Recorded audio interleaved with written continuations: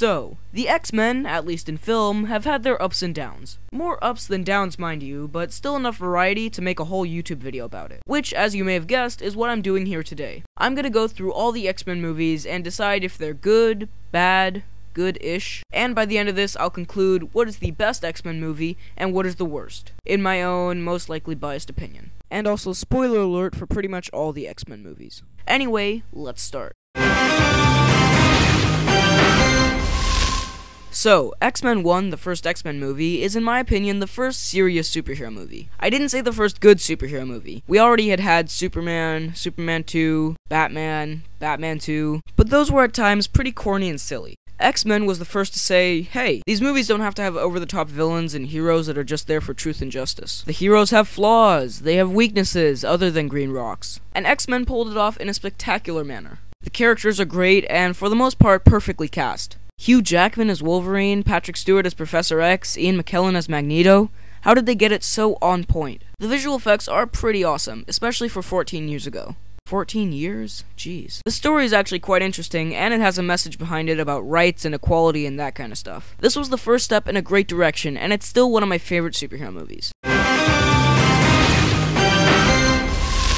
So, after X-Men, people said, these movies can actually be pretty awesome, let's make another. And thus came X2 XMen United. They got most things the same, the director, the main cast, etc., which was smart. However, they did make this film decidedly darker than the first, which is probably why I like X-Men 1 more than X2. That being said, X2 is still awesome. The fight between Wolverine and Lady Deathstrike is one of the best scenes in a superhero movie, period. Nightcrawler is great and is what I would consider the Quicksilver of this movie. This film also makes mutants more human and relatable than the first. Overall, these first two movies were great. The X-Men plane was flying high.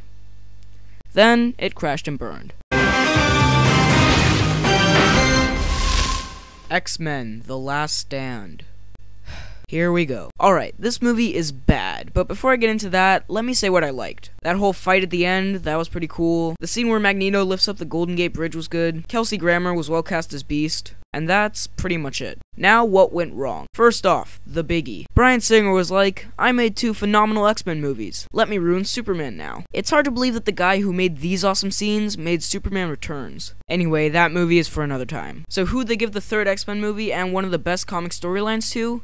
Brett Ratner. Now, his filmography isn't great to say the least, but he did do Rush Hour, which I really liked. Besides that, for the most part, his films are just bad, and The Last Stand is one of those movies. This one didn't do anything the first 2 X-Men movies did right. It didn't flesh out the new characters at all. In fact, quite the opposite. The new mutants in this movie have become a joke. The Juggernaut is an awesome, unstoppable villain. In this movie, he has dialogue like this. Don't you know who I am? I'm the Juggernaut, bitch! And my main problem, this film was so boring. The worst thing ever is to be checking your watch in a movie. Guess what I was doing the entire time? Then this movie has a cure for mutation, which isn't a terrible story. Then they have the Phoenix Saga, which is completely wasted and ruined. So, Jean Grey comes back to life and kills Professor X. Psych. Then they take away Magneto's powers. Psych. I still don't know how Professor X is still alive and Magneto has his powers back. Are the effects of the cure not permanent? Can Professor X bring himself back to life? In that case, why did he put himself in a wheelchair again? What? Now we come to X-Men Origins Wolverine. Arguably the most hated X-Men movie. Do I think it's the worst film ever made? No, but it still has a lot of issues. I just want to put this out there. If this whole movie had been about Wolverine's times and wars across history, it could have been really cool. But they gloss over that in the opening credits. Instead, most of it is just really boring and really unoriginal. The fight scenes aren't terrible, but the visual effects look so cheap in more than one scene. For example, A, this ladder. B, Professor X, and C, Wolverine's freaking claws, the most important visual effect in the movie. How do these CGI claws from 2009 look worse than the ones from 2000? But the main reason I hate this movie is because they completely and utterly ruin Deadpool. Now, personally, I think Ryan Reynolds would make an amazing Deadpool if the character was done correctly, so it's nice to hear that he's been cast in the upcoming movie. But in this movie, the guy who is literally called the Merc with the Mouth gets his mouth sewed up. Why? Give one legitimate reason. There was nothing of Deadpool in this movie. No breaking the fourth wall. No laugh-out-loud comedy. Nothing that people love Deadpool for. And then there was Gambit. Fans were like, Gambit's in the movie. Sweet. He comes in for about 10 minutes total. The scene where Wolverine gets his claws was pretty sweet, but this movie once again didn't have anything people loved about the first two X-Men movies. Those had themes and made the characters interesting. Here, for the most part, it's just loud noise or really boring scenes. So as for this movie, I don't think it's as bad as everyone says, but it is still really, really terrible.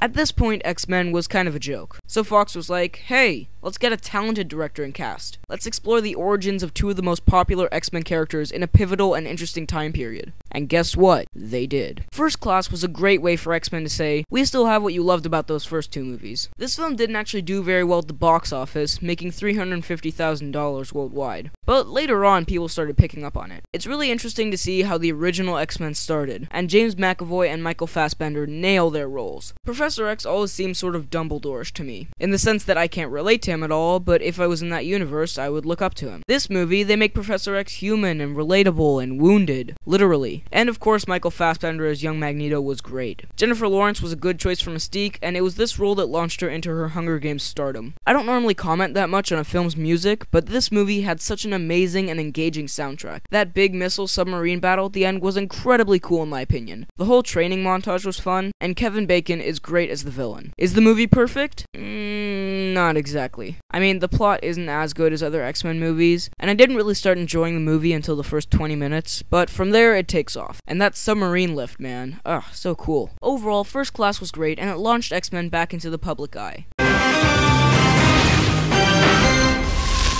So Fox then took a pretty big risk. Just one movie ago, they had almost killed the franchise with a Wolverine solo movie, and then they decided to make another. I know reviews for the Wolverine haven't been the most positive, but I thoroughly enjoyed this movie. Does it have its flaws? Yeah, but it's definitely not bad. Wolverine is still the coolest X-Man, and Hugh Jackman once again kills it in this role. The action is really exciting, especially that train scene. The characters are cool, and it's interesting to see Wolverine be vulnerable for the first time in forever. What went wrong with this movie? Well, it has a couple pacing issues, and it is really predictable. But besides that, it's a pretty entertaining ride. If you're a Wolverine fan who wants to settle in for a good Wolverine solo movie, watch this one.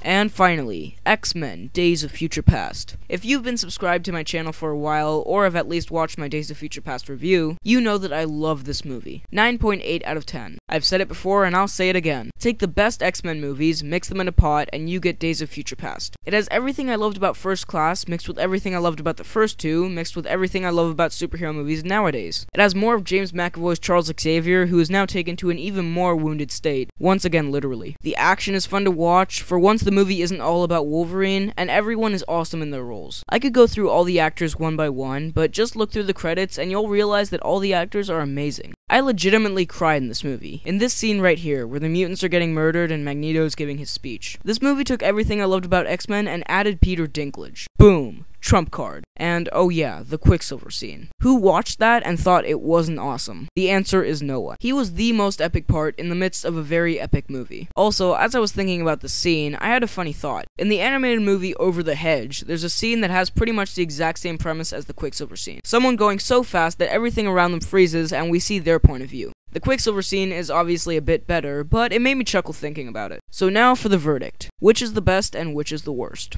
I think it's a bit obvious that Days of Future Past is my favorite. But the worst is a bit tougher. Last Stand or Origins Wolverine. In the end, even though it is really bad, The Last Stand does have a couple moments, and X-Men Origins Wolverine really doesn't have much. Everything is either meh or really bad. So in the end, my conclusion is that X-Men Days of Future Past is the best X-Men movie, and X-Men Origins Wolverine is the worst. So, you most likely disagreed with at least one thing in this video. So share with me. Be sure to list the X-Men movies from best to worst in the comments. While you're at it, like this video, and don't forget to hit that subscribe button to stay up to date with all kinds of videos like the one you just watched. Speaking of which, I have two quick announcements. I recently hit 100 subscribers, so thank you all for that. This is so much fun to do, and the fact that other people enjoy it is just fantastic. Secondly, you may notice that the audio quality on this video is a lot better than the audio quality on my other videos. That's because I got a real mic. How cool is that? So expect higher quality videos from here on out. Thanks for watching, and I'll see you next time.